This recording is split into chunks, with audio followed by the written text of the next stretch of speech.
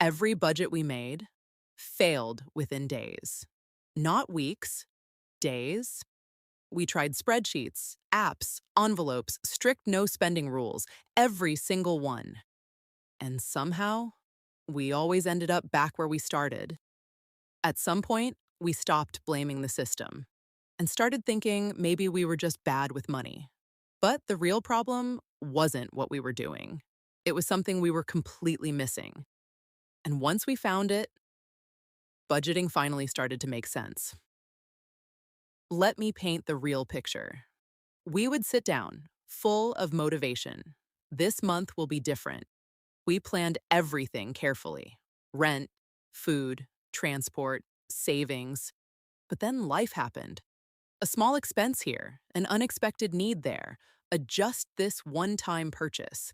And before we knew it, the budget was already broken. Again. Then came the guilt. Why can't we stick to anything? Are we just careless with money? Why does it work for other people, but not us? And the worst part? We were trying. Hard. But effort alone wasn't fixing anything. Here is what I know now that I didn't know then. The problem was never discipline. It was one missing habit. If that sounds familiar, you're not the only one. And I will show you exactly what it is in a moment. I remember sitting down one evening during our debt years, staring at the numbers, and already knowing the plan wouldn't hold. Not because I hadn't tried, but because something kept breaking the rhythm. Every time. Here is what we didn't realize back then. Budgeting isn't just about numbers, it's about behavior. And behavior doesn't change just because you write things down. We were treating budgeting like a maths problem, when it was actually a habit problem. And that one misunderstanding kept resetting us back to zero.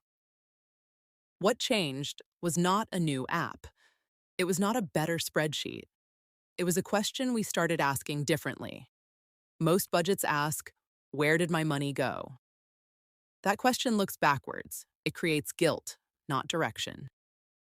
The question that changed everything for us was, where do I want my money to go before it arrives? That shift, from reacting to deciding, from tracking to deciding, that is where budgeting finally started working. The habit is this: we started making decisions before spending, not after regret. Before this, we only looked at money after it was gone.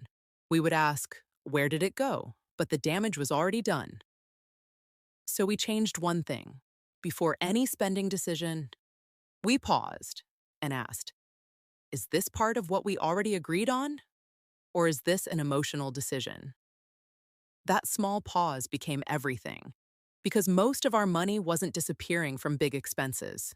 It was leaking through small emotional decisions. Things like, it's not that expensive, I deserve this, I'll fix it next month.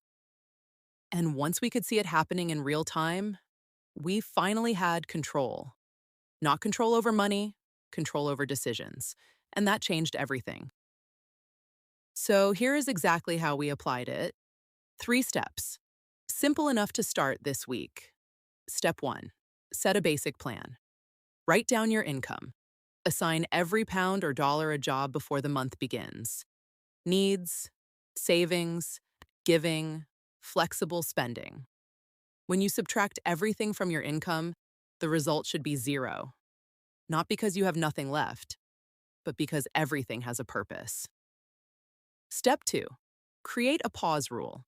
Before every non-essential purchase, stop for 10 seconds. Ask, was this planned?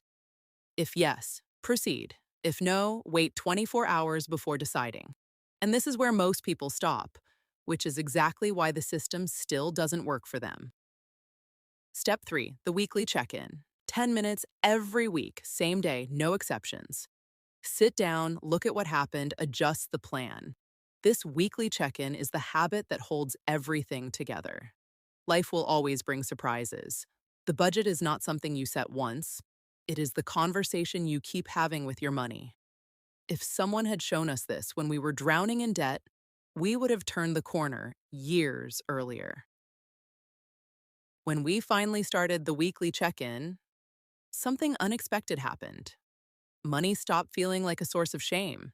It became something we could talk about, plan around, make decisions with.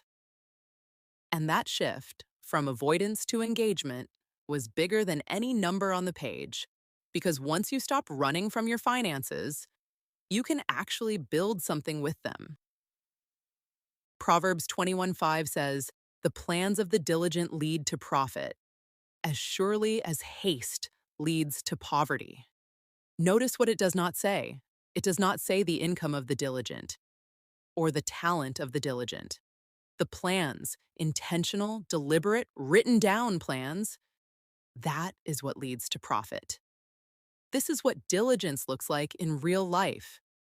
Not big breakthroughs, but small, consistent decisions made before the money is gone. That is what the pause rule is. That is what the weekly check-in is. Faithful stewardship with what you actually have right now. This channel exists because we learned these things the hard way, and we do not want you to spend as long as we did trying systems that were missing one piece. Every video on MoneyMap is built the same way. Real experience, practical steps, faith that holds it together. If that is what you have been looking for, you are in the right place. Your action step this week is simple.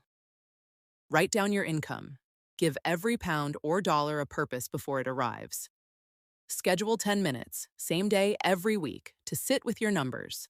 That is the habit. That is what changes everything.